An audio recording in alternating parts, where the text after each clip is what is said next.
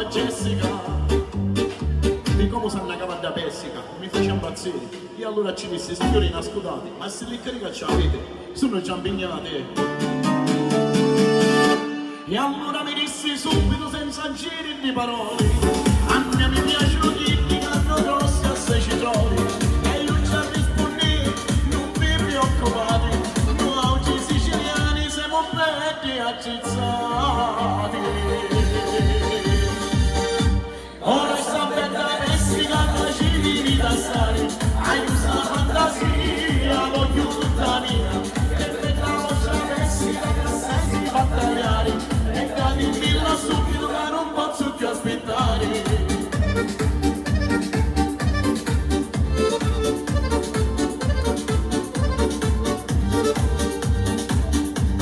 Va bene, vi dicissimo, già mezz'ora vegnato a casa, ma prima sattirando che tagliarmi una cosa. Io non la lasciai parlare e feci finta di niente, ormai era fatta, e non potevo ripensamenti. E quando arrivavamo a casa, mentre rispogliamo, mi feci toccare i moloni e per decigini erano, ma io però ci ho sapito in soccorrere. E a così ci disse,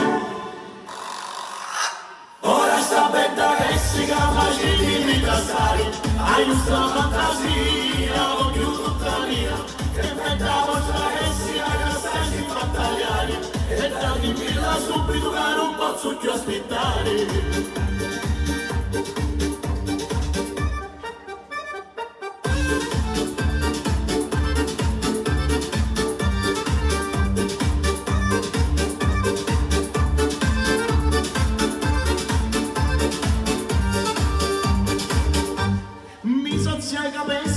Fu una cosa esagerata, ci dissi ora guardate, voglio magari la patata.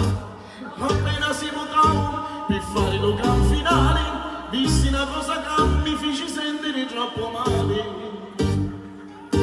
Mi dissi state buono, non fare sta faccia strana, tu mi dai sti luci troppo, ora picchiati sta banana. Che schifo.